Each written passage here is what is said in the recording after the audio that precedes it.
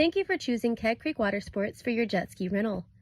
While we want you to have fun, we also need you to understand that jet skis are powerful machines and the risk of serious injury and/or death cannot be fully eliminated when you partake in these activities. In this video, we'll explain how your jet ski works, along with going over some important information and useful tips to help keep you, your passengers, and fellow boaters safe.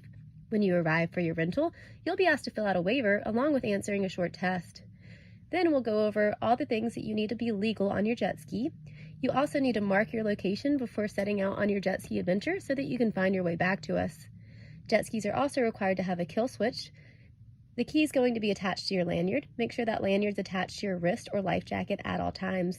Life jackets do have to be worn by everyone on a PWC or jet ski. Then we'll go over the controls once you get here and get you on the water. Let's look at how a personal watercraft operates. Water is drawn into the pump housing where an impeller pressurizes the water and forces it out a nozzle at the rear of the craft, pushing the vessel forward. Stay clear of the steering nozzle when it's operating. Its high-velocity water jet can cause severe internal injuries.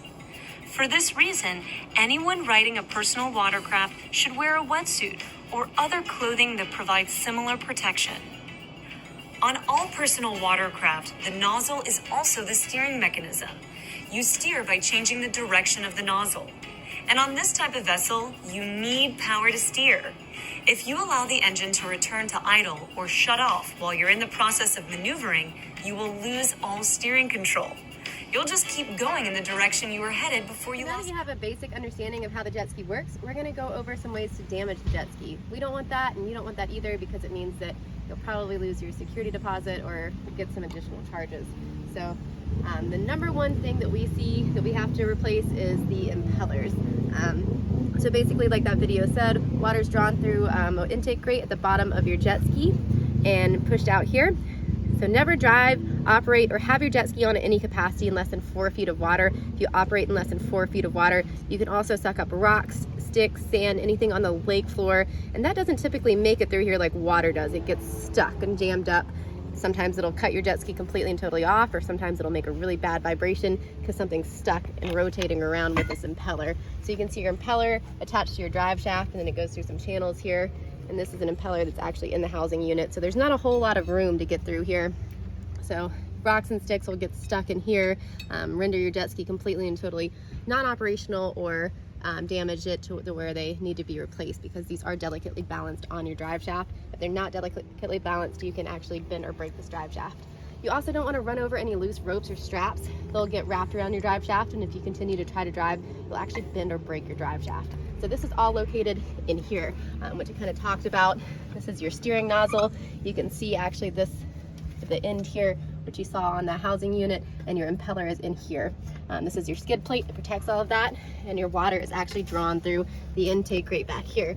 And while I'm back here, this is a great place to put your hand if your jet ski flips over and remains that way. You can put a hand here. Obviously make sure that your jet ski is turned off before you do that. And then you can also put a hand here on your skid plate, put a foot here, and we'll talk more about that in the next clip. Next, we'll talk about another way to damage your jet ski. The most obvious way is bumping into each other. We're actually working on this jet ski right now.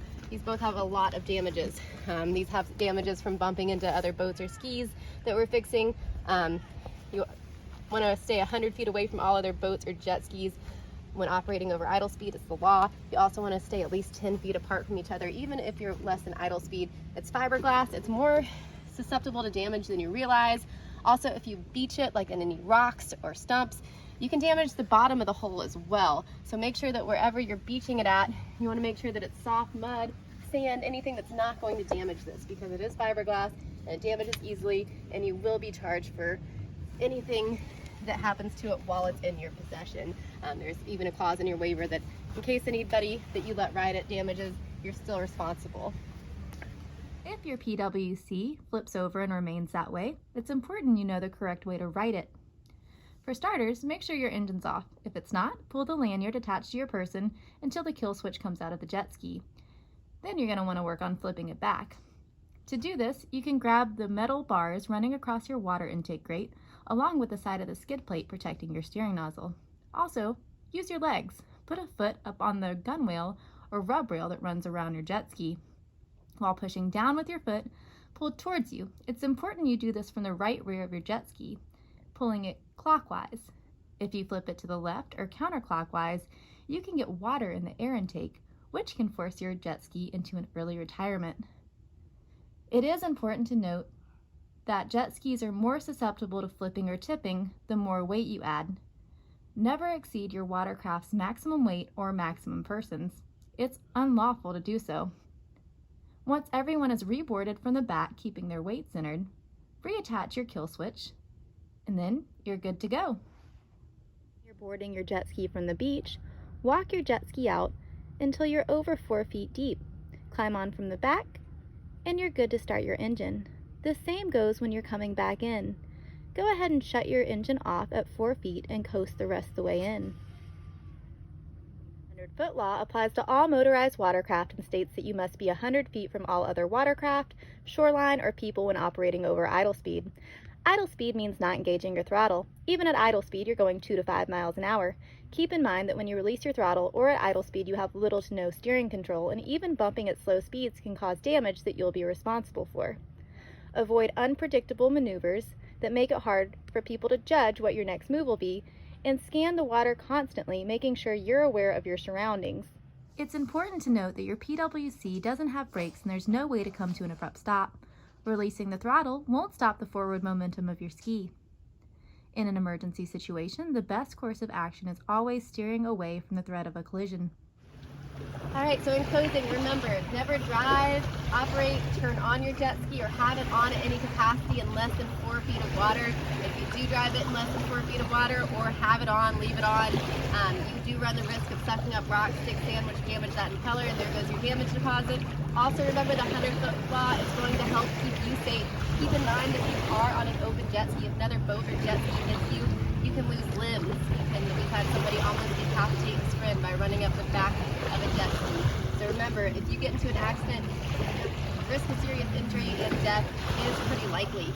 Remember, you don't have brakes.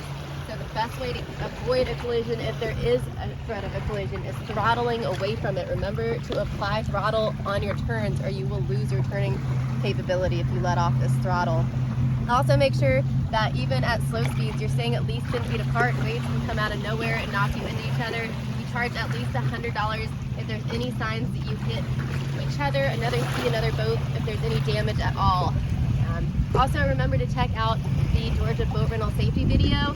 You will be asked to fill out a questionnaire, a test on this information, as well as some information on the mandated Georgia boat rental safety video. Pay special close attention to the navigation rules and the buoys and what their markings mean.